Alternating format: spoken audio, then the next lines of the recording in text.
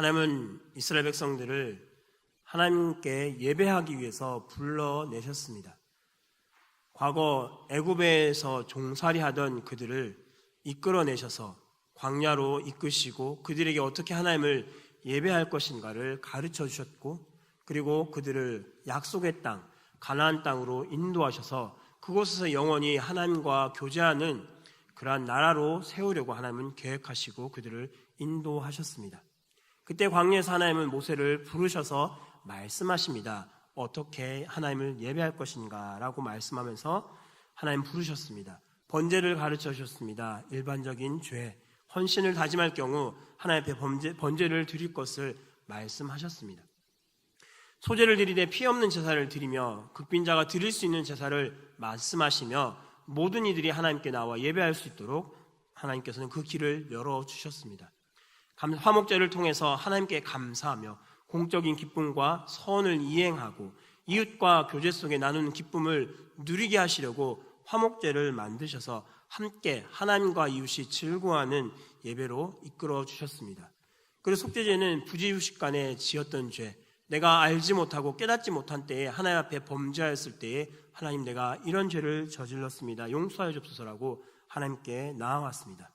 더 나아가서는 재산상의 피해를 입혔을 경우, 하나님께나 또한 사람들에게 재산상의 피해를 입혔을 경우 20%를 더하여 그들에게 준 이후에 하나님께 나와 하나님, 내가 또 범죄하였습니다 라고 회개하며 나아가는 이러한 제사들을 하나님께서는 그에게 말씀하며 가르치셨습니다.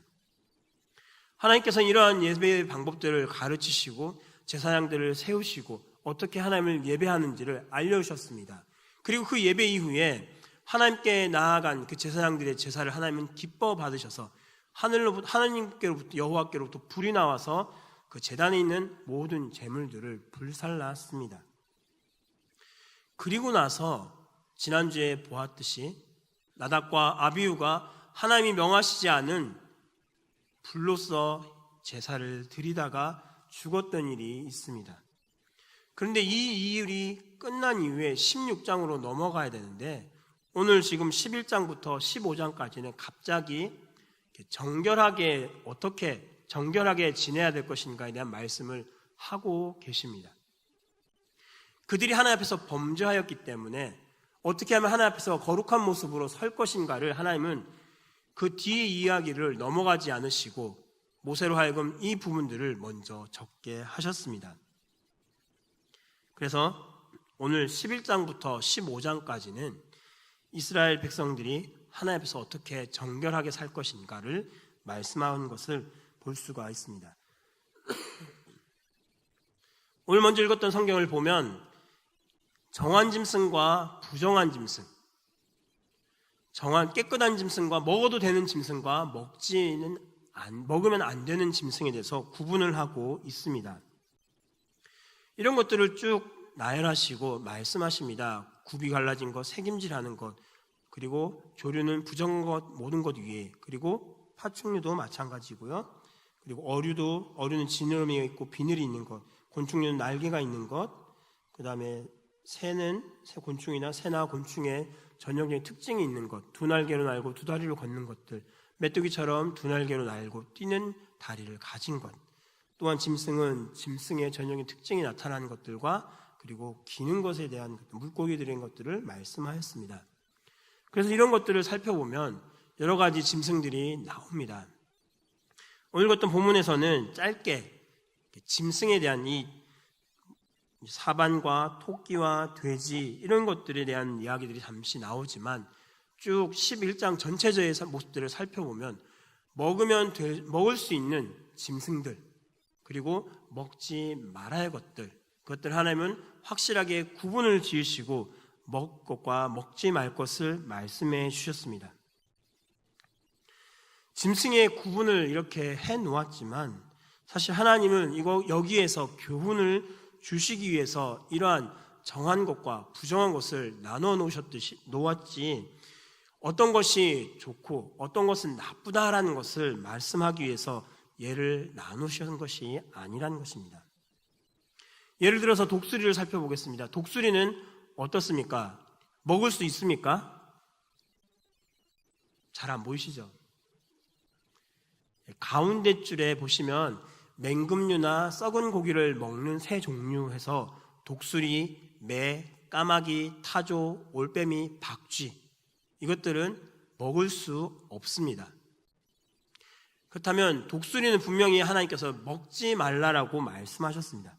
그러면은 부정한 동물이겠죠. 더군다나 레위기 11장에서도 먹지 못하는 새 중에서 가장 먼저 독수리가 나옵니다.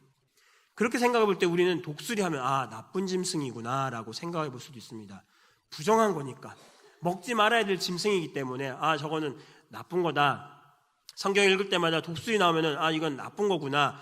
예를 들어서 하나님께서 예를 드신 데에도 이 독수리가 나왔던 것은 부정한 짐승 중에 하나이기 때문에 분명히 나쁜 뜻으로 하나님 말씀하셨을 거야 라고 생각해 볼 수도 있겠지만, 그러나 그렇지 않다라는 것입니다. 출애굽기 19장 4절과 신명기 32장 11절에 보면 하나님께서 이스라엘 백성들을 시내산까지 이끌어 주십니다. 하나님께서 그들을 이끌어서 시내산까지 인도하시는 데에 하나님의 완벽한 보호, 하나님이 완벽하게 보호하시고 인도하시는 방법을 독수리에 표현하여서 하나님이 말씀하셨다라는 겁니다. 이거는 먹으면 안 되는 짐승이기 때문에 독수리는 나쁘다라는 것이 아니라 먹는 거에 있어서 먹지 말아야 될 존재일 뿐이지, 이 짐승이 갖고 있는 의미가 전체적으로 나쁘다라는 것은 아니라는 것입니다. 또 한 가지 예를 들겠습니다. 나귀와 낙타가 있습니다.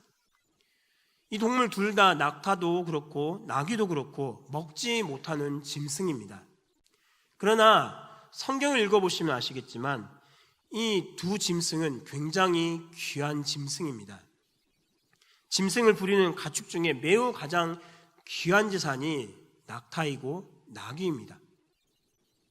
산악지방을 이동할 때에 말이 짐을 끌고서 갈 수가 없습니다. 말은 평지에서 잘 달리지 산악지역 같은 곳, 돌산이 있는 험한 길가에서는 말이 마음껏 이동할 수 없고 짐을 싣고 갈 수가 없습니다.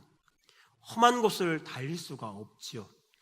그러나 나귀와 낙타는 다르다라는 것입니다. 나귀는 험한 산악을 잘 갈 수 있고 낙타는 물이 없는 곳에서도 잘 갈 수 있습니다. 짐을 싣고도 갈 수 있기에 팔레스타인에 사는 유대인들에게 있어서는 굉장히 중요한 짐승입니다. 그러나 이 두 짐승은 먹지는 못하는 그러한 짐승으로 분류되어 있다는 것입니다. 그렇기 때문에 부정한 짐승이라는 것은 먹는 것과 관계있지 삶 속에 있는 낙타를 보았기 때문에 내가 부정한 것을 보았구나, 독수리를 보았기 때문에 저거 부정한 건데 라는 생각을 가져서는 안 된다는 것입니다. 이것들을 분류하는 기준이 있습니다. 어떤 학자들은 여러 가지 이야기들을 합니다. 복원적인, 위생적인 모습 속에서 하나님이 이스라엘 백성을 하여금 이것은 먹어도 되고 이거는 비위생적이니까 먹어서는 안 된다라고 해석하던 사람들이 있습니다. 부정한 짐승은 한마디로 위생적이지 못하다라는 이야기를 하면서 하나님 이런 분류를 하셨다라고 주장하는 사람들이 있습니다. 그리고 또한 유대교의 랍비들과 또한 제7일 안식교, 우리나라에서는 이단으로 분류해 놓은 안식교에서도 이것을 따르고 있습니다. 여러 가지 이유를 말하면서 이것들은 부정하고 비위생적이기 때문에 먹어서는 안 된다라고 말하지만, 그러나 이렇게 주장한 이들의 주장에 대한 모순이 있다는 것입니다. 분명히 하나님이 먹지 말라고 하셨던 짐승들 중에 보면은 영양이 굉장히 뛰어난 것도 있습니다. 그리고 위생적으로도 전혀 문제가 없는 것 또한 있습니다. 또 반대로는 허용된 짐승들 중에서 하나님이 먹어도 된다, 먹으면 된다라고 허용하셨던 그 짐승 중에서도 건강에 좋지 않은 짐승들이 다수 있다라는 것입니다. 뿐만 아니라 독초가 있습니다. 독초를 볼 때 하나님이 먹지 말라고 분류하지 않으셨습니다. 허용을 하도록 그냥 놔두신 것인데 이건 부정한 것이 아니기 때문에 그러면은 먹어도 된다는 이야기입니까? 라고 질문할 수도 있다는 것입니다. 그렇기 때문에 이것을 하나님이 왜 정한 짐승과 부정한 짐승, 왜 이 두 가지를 나누셨냐라고 생각해 볼 때에 위생적으로 이들을 건강하게 하기 위해서 하나님이 분류하셨고 먹어도 된다, 먹지 말아야 된다라고 말씀하셨다라는 것은 잘못된 주장입니다. 뿐만 아니라 여기에 대해서 어떤 분들은 여기에 상징적인 뜻이 있다, 풍류적인 해석을 하시는 분들이 있습니다.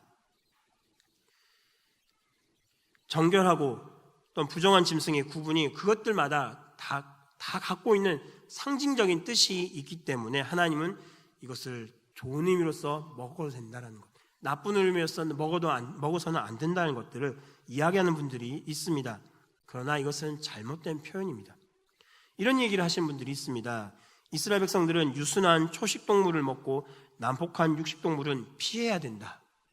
맹금류와 같은 독수리, 매, 까마귀, 타조, 올빼미, 박쥐 이런 것들은 먹어서 안 된다라고 말하는 것이, 이것들은 사납기 때문에 하나님의 백성은 유순해야 되기 때문에 소와 같이 양과 같이 부드러워야 하기 때문에 이런 것들은 먹어도 되고 독수리와 올빼미 같은 사나운 것들은 먹어서는 안 된다라고 주장하는 분들이 있습니다. 이것 또한 잘못된 것입니다. 파괴적인 습관을 가진 쥐는 혐오스럽고 쪽제비는 입모양을 볼 때 소문내기의 상징이기 때문에 이것들은 먹어서도 안 된다라고 이야기하는 분들도 또한 있습니다. 이것이 옳은 해석일까요?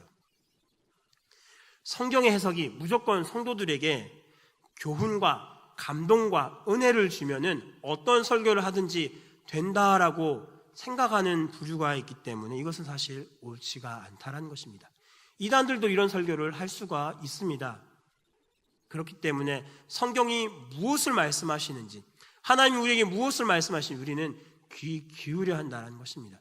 상징적인 뜻을 갖고 있는 것이 아닙니다. 또 어떤 사람들은 질서와 무질서에 대한 이야기를 통해서 정결한 것은 질서를 갖고 있고 부정한 것은 질서가 없는 것들이다라고 이야기하는 사람들도 있지만 이것 또한 잘못된 주장입니다.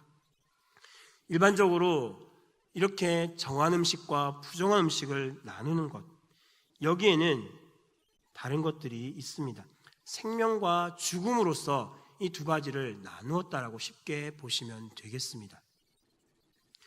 생명에 가까운 것을 먹고 섭취하는 것들은 정한 동물들입니다. 나중에 정한 동물들의 모습들 한번 특징을 살펴보시면 깨끗한 것을 먹고 생명과 관련된 것을 먹습니다. 그러나 반대로 부정한 짐승을 살펴보시면 더러운 곳에서 서식하고 있고 더러운 음식을 먹으며 시체를 먹는 것이 부정한 짐승들의 특징이라는 것입니다. 한번 살펴보십시오. 맹금류 같은 경우 썩은 고기를 먹는 새 종류. 돼지는 어떻습니까? 돼지가 잡식성이죠. 그리고 환경이 어떻습니까? 깨끗한 곳에서 사나요? 돼지는 아무 곳에서나 삽니다. 오물이 있든지 없든지 상관없이 산다라는 겁니다. 더러운 것들, 죽음과 관련되어 있는 더러운 것, 부정한 것과 연관되어 있는 짐승들을 하나님이 부정한 것으로 나누시고 생명과 관련되어 있는 것들은 하나님이 정한 것으로 나누셔서 그렇게 이것을 먹고 먹지 말 것을 구분하고 계시다라는 겁니다. 뿐만 아니라 하나님께서 말씀하셨던 이 정결법에 대한 이야기는 먹는 것에서만 그치지 않습니다. 그 이후에 산후 정결법이 나오고 있습니다. 출산한 여인은 부정하게 여겼습니다. 성경에서요. 이것은 아이를 낳은 것 자체가 부정하다라는 것이 아니라 아이를 낳게 되면 산모가 하혈을 하게 됩니다. 그 하혈하는 그것으로 인해서 사람이 부정하게 된다는 것을 말하고 있다는 것입니다.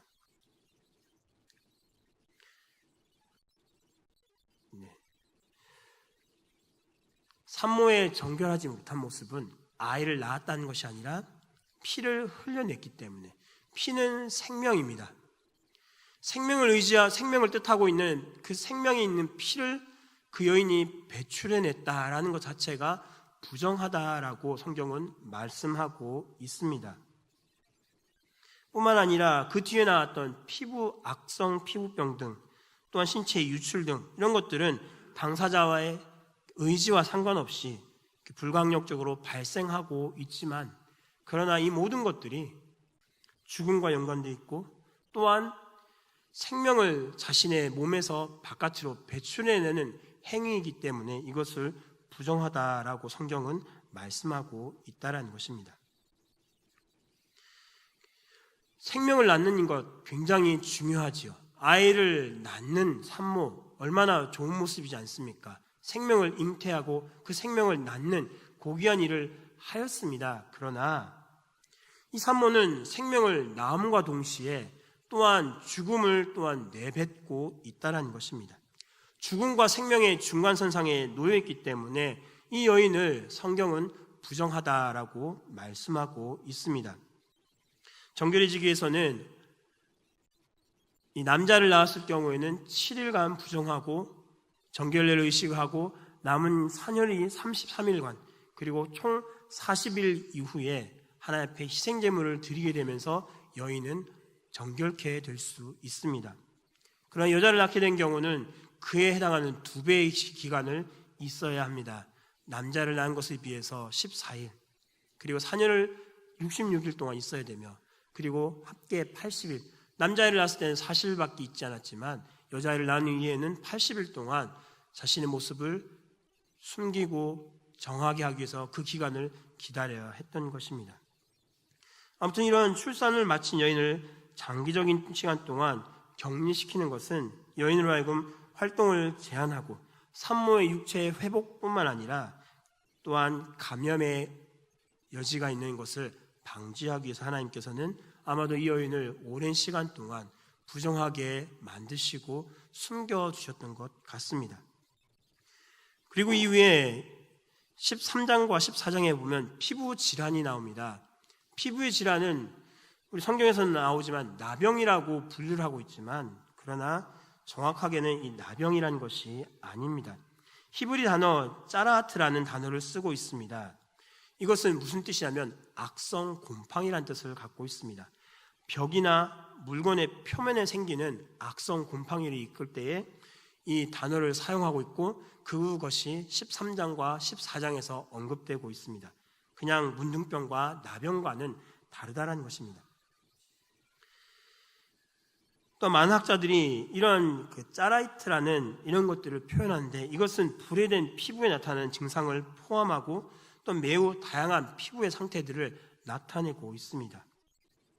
그 중에 한 군데 보면 미리암과 나아만이 나병에 걸렸던 일이 있었습니다.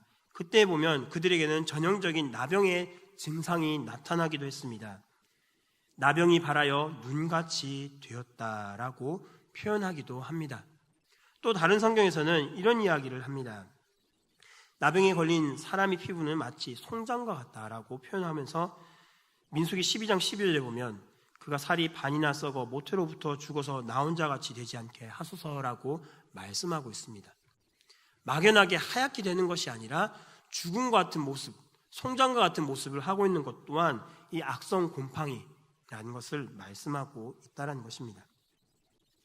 그리고 악성 곰팡이가 핀 건물이나 사물 역시 무덤과 그 안에 있는 물건들을 연상시키기 때문에 죽은 것과 같아 보이기 때문에 이것을 부정하다라고 하나님은 말씀하시고 규정하셨습니다. 그리고 15장에 가서는 유출병들이 있습니다. 여인의 한 달마다 겪게 되는 생리현상과 그리고 남자가 설정하게 되는 경우 이 두 가지 다 하나는 피를 내어놓고 하나는 남자에게서 있는 그 생명을 바깥으로 내어놓기 때문에 이것 또한 부정하다라고 말씀하고 있다는 것입니다. 생명의 기운이자 생명의 씨앗인 피와 그 분비물들 그리고 그 정액의 유출들은 생명이 빠져나간다는 의미를 갖고 있습니다. 사람의 몸에서 빠져나갔기 때문에 이것 또한 부정하다라고 말씀하고 있습니다. 그래서 신체에서 유출은 생명에 있어서 죽음에 가까워지고 있는 신호이기 때문에 이것을 부정하다라고 말씀합니다. 정결법을 이렇게 여러 가지로 살펴보았습니다. 정결법을 말씀하고 있는 것은 이 정결법은 아까 말씀드렸던 피를 흘리거나 하는 이 모든 것들에 대한 것들은 인간의 범죄로 인해서 자연의 창조 질서가 어긋난 결과로서 나오게 된 것들입니다. 뿐만 아니라 이 모든 것들에 대해서 아까 말씀드렸던 유출병들, 남자가 설정하게 되는 경우 또한 이것들을 부정하게 여기는데 이것은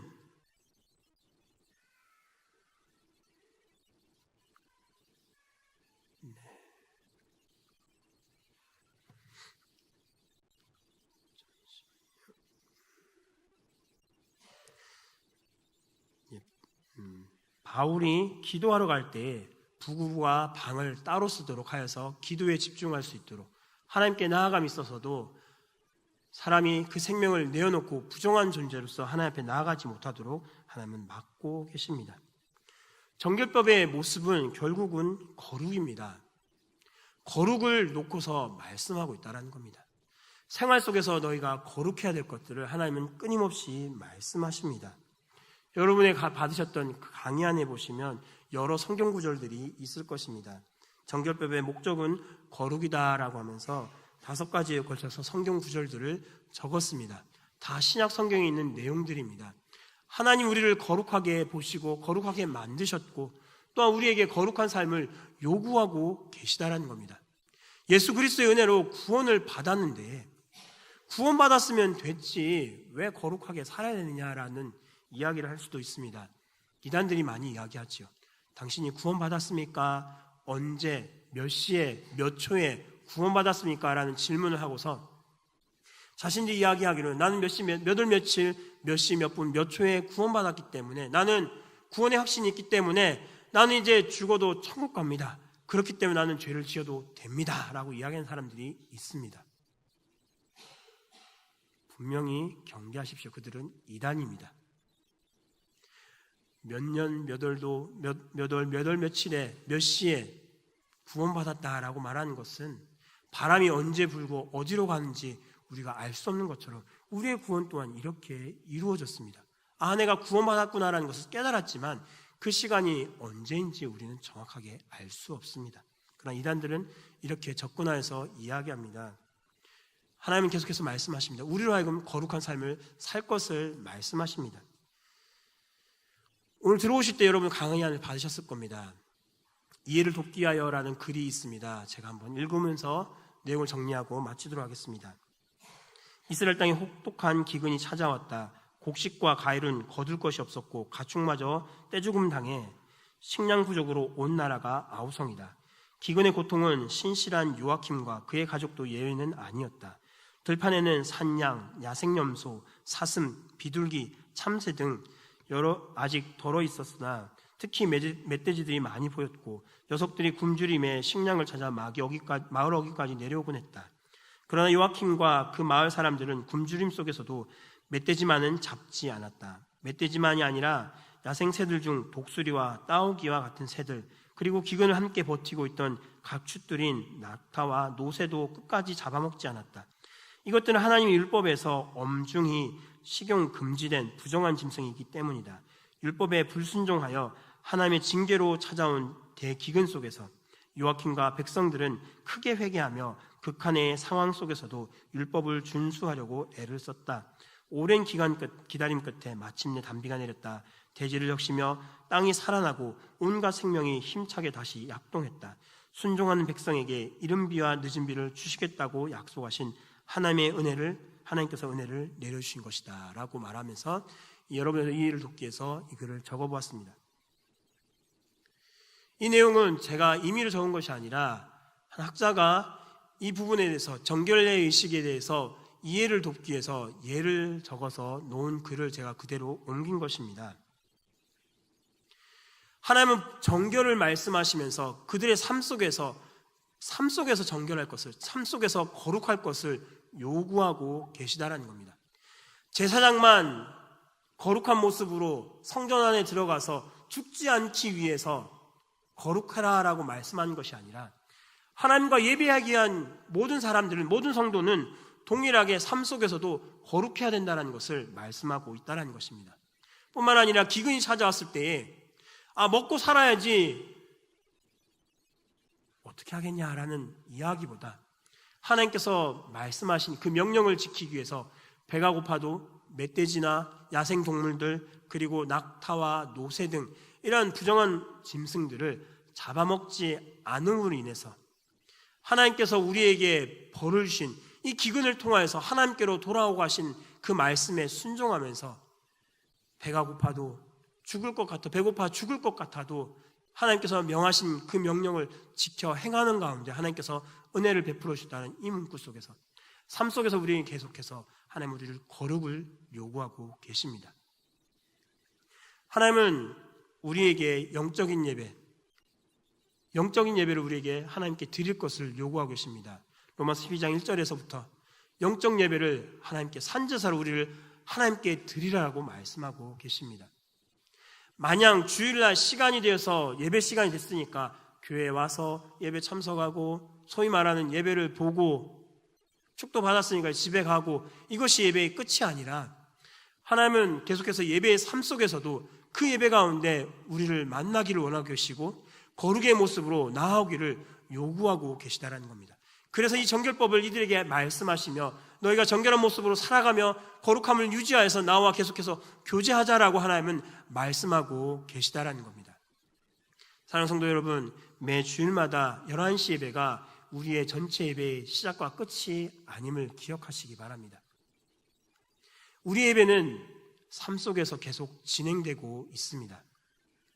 나의 삶 속에서 거룩한 모습을 드러냄으로 말미암아, 거룩을 이룩해 나감으로 말미암아, 거룩한 삶을 살아감으로 말미암아 하나님 앞에서 계속해서 그 거룩한 모습으로 나아가 하나님을 예배하고 하나님과 교제하고 만나는 삶을 살아가고 있다는 것을 기억하시면서 내가 이 땅에서 살아갈 때에 하나님 보시기에 더욱더 거룩한 모습으로 남들이 어떠하든지 간에, 남들은 뭐라 하든지, 남들은 어떤 행동을 하든지 간에 나는 하나님과 앞에서 예배하기 위해서, 하나님과 교제하기 위해서 나는 거룩한 삶을 살겠다라고 다짐하며 삶 속에서 계속해서 예배하는 그런 삶을 살아갈 수 있는 저 여러분의 모습 될 수 있기를 간절히 바랍니다.